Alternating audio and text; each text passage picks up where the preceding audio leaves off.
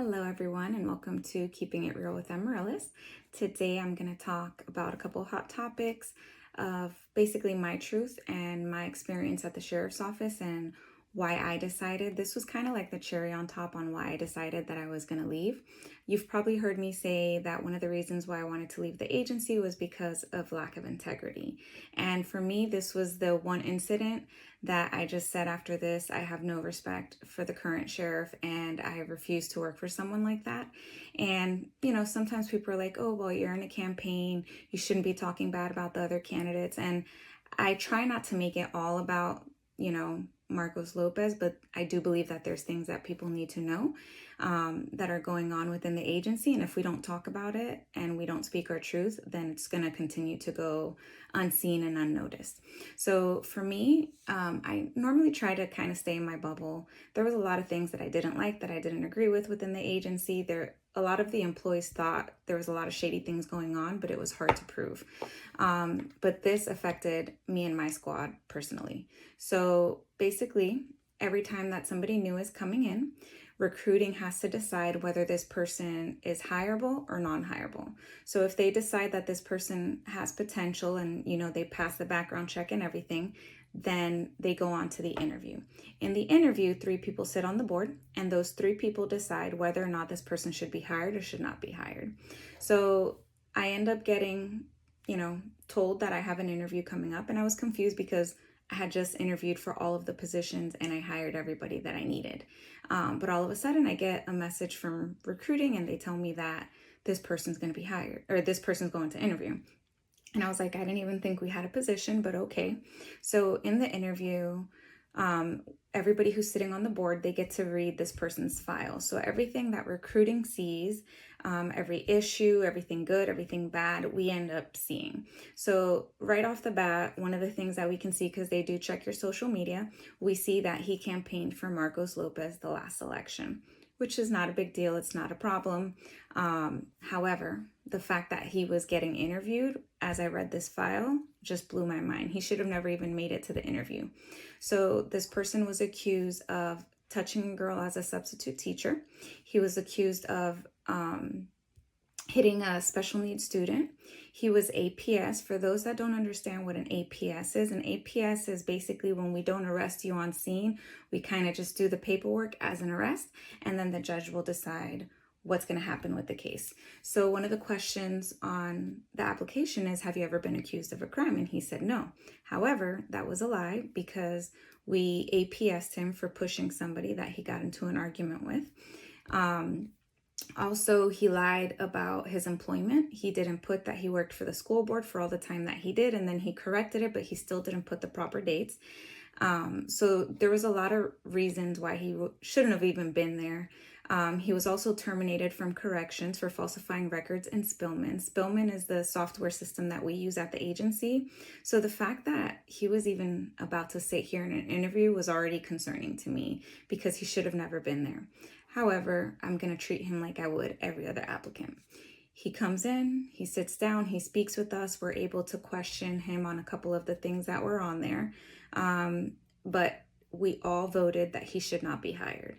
And in the next slide, I'm going to share basically what all of us put on our reasons why this person shouldn't be hired. So every person that sits on the board, they have to write whether they think this person should be hired or not be hired. And they have to put why they think they should or shouldn't be hired.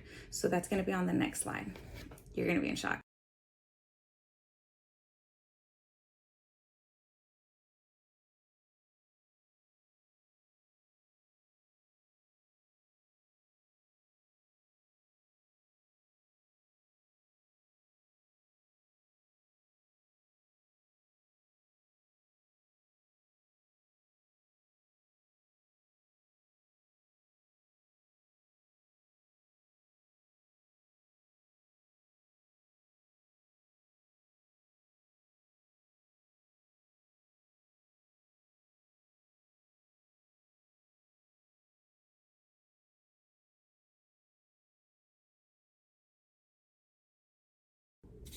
Crazy stuff, huh? So I did a public record and I got partial information back. So I actually sat on the board, so I know everything that was in that file. So I responded back to the sheriff's office and I said, thank you for the partial fill. However, this does not include all of his information because I myself saw everything that was in the file and a lot of things were missing. So they advised that they're going to continue to work on it. And they were very reluctant to even give me this. And it took several months even for me to get that information. So basically what happens after the interview is each person that's on the board, they write on there whether this person should be hired or not be hired.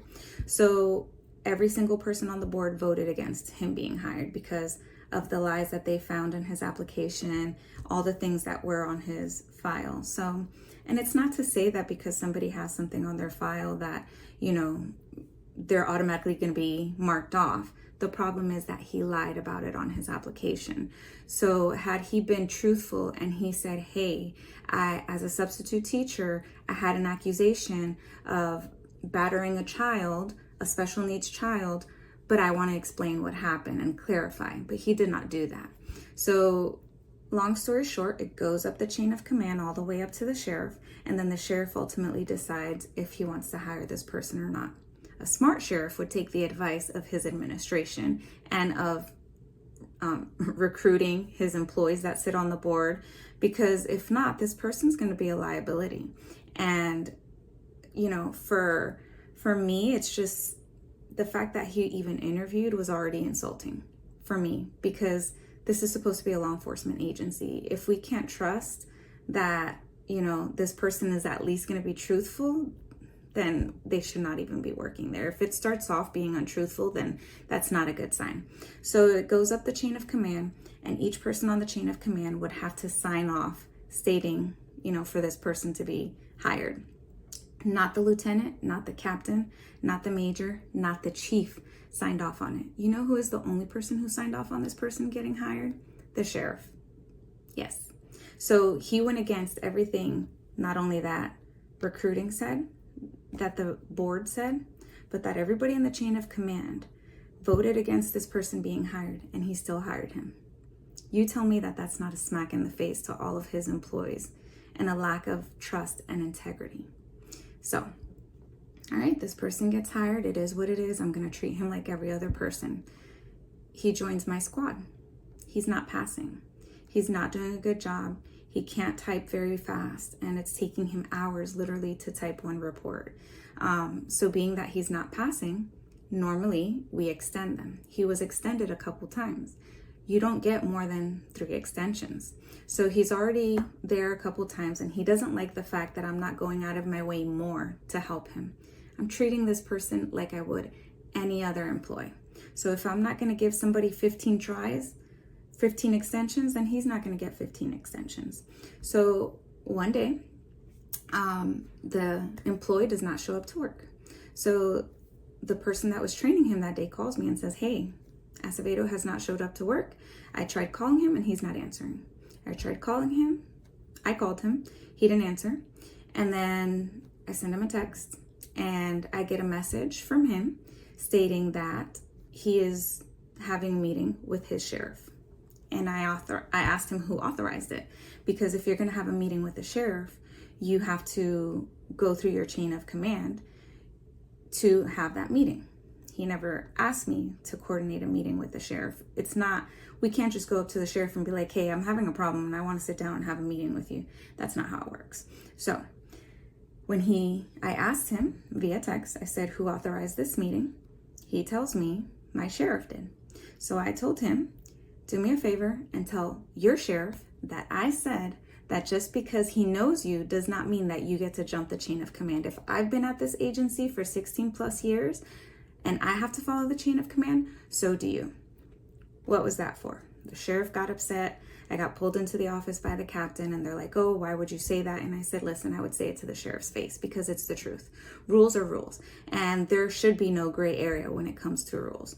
If you have a policy and it's in place, you can't make exceptions for certain people. And that's why so many people have left the agency, because that's constantly being done. Some people would get fired over something minimal, and then other people get away with murder. And that's not okay. So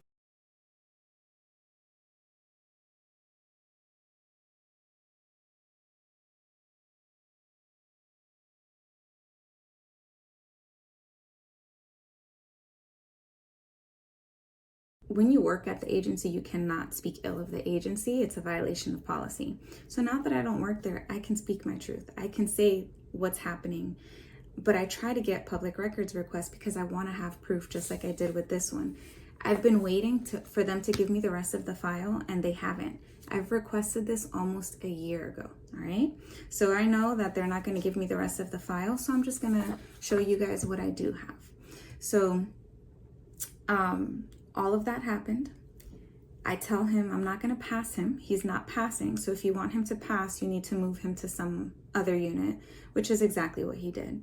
He got moved to another unit, failed out of the unit again, and he was given multiple chances that would never be given to another deputy. They would have been let go already. So he was given chances, and he was typing so slow that they even told his trainer, when you go to a call and you have a report, come back to the office and wait in the office however long it takes him to type the report. That's not realistic. When you're out there on the road, you don't get the chance to come back to the office to type your report. You go to a call, you're typing your report in the car because you're going to have another call pending. So we're already making, special requirements for him and what to do to help him pass, which would not be done for other people. So he still failed out though. So he gets moved to another unit. In this unit, we have a student intern whose name I will not disclose either, but she was 17 years old. And he made some inappropriate comments around her that made her feel extremely uncomfortable. And she spoke to the supervisor and said that she wanted to report him. What happened? What happened is what they have done many times within this administration. They do not want paperwork, because if there's paperwork, then we can do a public records request to show what is going on. So instead of having him written up for, saying something inappropriate, and I can't say exactly what happened because a lot of it has been rumors, and I can't ask for a public records request because they talked the girl out of filing a complaint. And what they did is they canceled his access. This I know for sure. They canceled his access to the office where she sits in, and they moved him to a different location. If we have to do that within the agency, that is a problem. If we feel that somebody is going to sexually harass someone, and we just cancel their access to the office so that they can't go in, and someone who's still in training, like any other person, if it was me or you, they would have let us go a long time ago, but it wasn't me and you. So they kept giving him chances. He moves to another office. In that office, there was also issues. There was also a student intern. So to me, the fact that he's making these young girls feel uncomfortable, there's a lot more to this. So this girl had no clue what went on in the last office, but she tells another person that's sitting there, and I know because I heard it firsthand as well, that she said, please do not leave me alone in the office with him. He makes me feel very uncomfortable. We cannot afford to have employees like that within the agency. So needless to say, he stayed working there. The only reason that he ended up leaving, and he resigned himself, was because he got caught with a fake badge directing traffic at his church. Other people would be arrested for that. What did they do with him? Because they don't want paperwork. They told him, either you resign or we fire you. So he resigned. All right, good for him. Now this person has a security company that looks just like the sheriff's office. I won't share the name as well.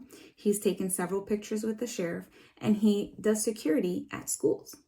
So someone who we thought was inappropriate with children, we now have working security at schools. I have an issue with that.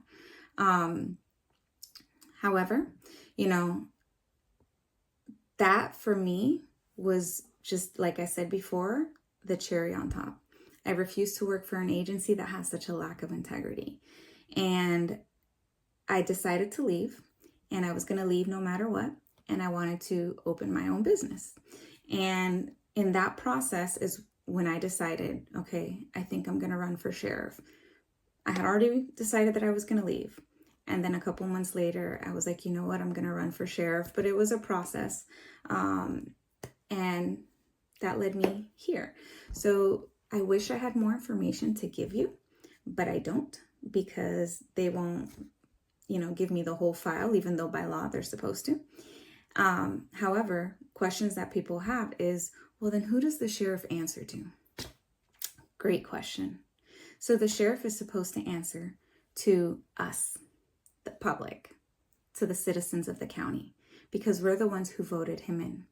And then the people who are supposed to help keep him accountable are his administration staff. So he is supposed to seek counsel from his administration so that he makes good decisions. Just like the president answers to Congress, he is to answer to us, the citizens. And he has failed to do that time and time again. Just like it happened with the Madeline Soto case. If that was me and it was truly an accident, I would be mortified. I would have gone in front of the news automatically and been like, hey, I am so sorry. I am embarrassed for what happened. But he never went out and publicly spoke and apologized to the community for his mistake. So there's a lot of things that many people don't know about. So I hope that just this one incident of many opens your eyes to things that were going on within the agency and what a lot of us employees were going through. So I hope that you make an educated vote this year, not just with the sheriff, but with the entire county. We are in such a vulnerable position within our county because of the substantial growth. And if we don't get good leaders in hand, this county is going to spiral out of control, as it already has. Little by little, people see all the things that are going on. The schools are so packed, the roads, the traffic, the development that just doesn't stop, and they're not widening a lot of these roads. So make sure that you do your research on all of these candidates. Most of us do meet and greets and people don't even show up. So if you see that a candidate is doing a meet and greet, it doesn't matter if they're not part of your political party. It doesn't matter if you think that you're going to like them or not. Go get to know them, ask questions, because that's the only way that you're going to make an educated decision, because you can't go based off of what you see on social media or what you see in the news. So educate yourself, talk to people that work in the agency if you know any of them, not while they're at work. And thank you for your time. Thank you for listening. I hope I at least educated you a little bit. And if you have any questions, just let me know and I can answer them one-on-one. Like I said, I will not be releasing this person's name. All I did was give the last name, which we have tons of people in the county with the last name Acevedo. So thank you and take care.